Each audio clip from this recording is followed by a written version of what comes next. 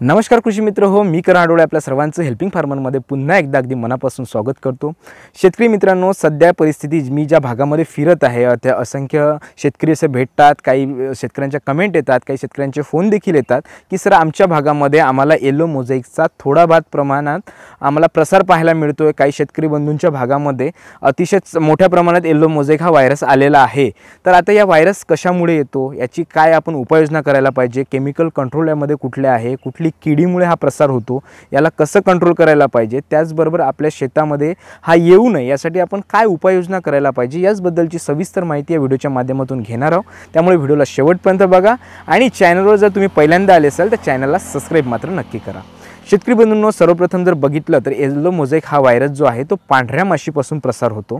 पांढरी माशी आपल्या झाडावर बसते आणि त्याच्यामुळेच त्याचा जो अटॅक होतो त्यामुळेच आपल्या शेतामध्ये आपल्याला येलो मोझॅइक हा व्हायरस दिसतो। आता येलो मोझॅइक व्हायरस हा आल्यामुळे काय होतं तर आपलं जे सोयाबीन पीक आहे ते पिवळे पडण्यास सुरुवात होते आणि पिवळे जर पडले पीक तर नक्कीच त्याची प्रकाश संश्लेषणाची जी क्रिया आहे ते बंद होते।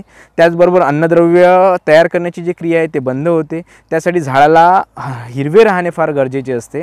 म्हणूनच येलो मोझॅइकचा प्रसार हा आपल्याला वेळीच रोखायला पाहिजे। आपली झाडं जे आहे, आपलं सोयाबीन पीक आहे, हे नक्कीच आपल्याला हिरवगार ठेवणे गरजेचे आहे चांगल्या उत्पादनासाठी। तर जर बऱ्याच शेतकरी बंधूंच्या भागामध्ये येलो मोझॅइक यायचा आहे, परंतु ज्यांची दुसरी किंवा तिसरी फवारणी सुरू असेल आणि आपल्याला येलो मोझॅइक हा व्हायरस आपल्या शेतामध्ये येऊ नये यासाठी तुम्ही नक्कीच त्या दुसऱ्या किंवा तिसऱ्या फवारणीमध्ये ॲसिडामाप्राइड 20% घटक असणारा कुठलंही एखादं कीटकनाशक तुम्ही घ्यायला पाहिजे, जेणेकरून तुमच्या शेतामध्ये ते पांढरी माशी दिसणार नाही आणि अगदी असेलच किंवा त्याचा थोडाफार प्रमाणात देखील अटॅक होणं सुरू असेल किंवा येऊ नये किंवा ते येणार देखील नाही, जर तुम्ही ही जर फवारणीमध्ये ॲसिडामाप्राइड याचा वापर जर केला तर तुमच्या शेतामध्ये येलो मोझॅइक हा व्हायरस याचा प्रादुर्भाव तुम्हाला दिसणार नाही।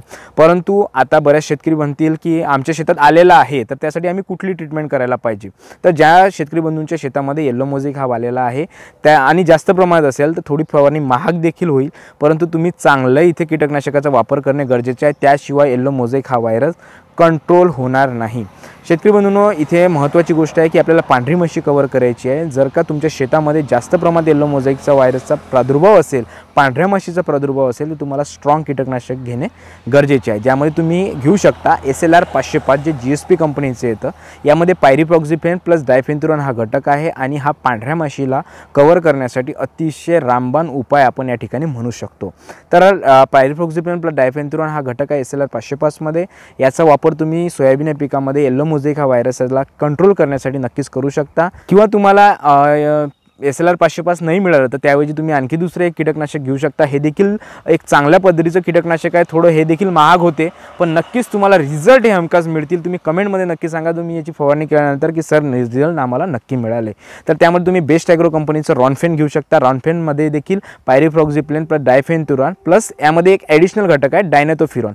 यामध्ये देखील तुम्हाला पांढऱ्या माशीचं कंट्रोल चांगल्या पद्धतीनं करण्याचं हे कीटकनाशक काम करतं आणि हे घेतल्यामुळे नक्कीच तुमच्या पिकामध्ये तुम्हाला येलो मोझॅइकचं जे प्रादुर्भाव आहे तो कमी झालेला दिसेल।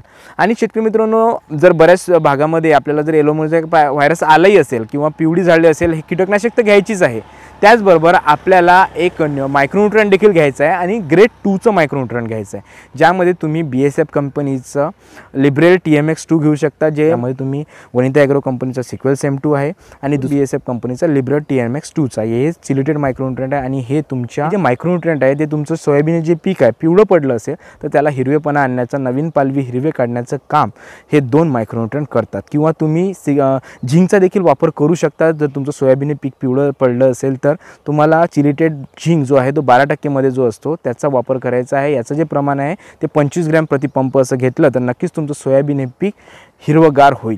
शेतकरी मित्रांनो, अशा पद्धतीने तुम्हाला येलो मोझॅइक व्हायरसचा कंट्रोल करायचा आहे आणि तुमचं कंट्रोल झालं की नाही आम्हाला कमेंटमध्ये नक्की सांगा। फवारणी केल्यानंतर 4-5 दिवसांनी तुम्हाला नक्कीच त्याचे रिझल्ट मिळतील आणि तुमचं सोयाबीन हे पीक नक्कीच हिरवगार तुम्हाला पाहायला मिळेल। तर अशा पद्धतीची जी नवीन माहिती होती या येलो मोझॅइक व्हायरसबद्दल ते तुमच्यापर्यंत घेऊन आलो होतो आणि तुम्हाला माहिती कशी वाटली एकदा कमेंट करून नक्की सांगा आणि माहिती आवडली असेल तर चॅनलला सबस्क्राइब मात्र नक्की करा। शेतकरी बंधूंनो, भेटूया पुढच्या व्हिडिओमध्ये अशाच प्रकारची नवनवीन माहिती घेऊन। धन्यवाद।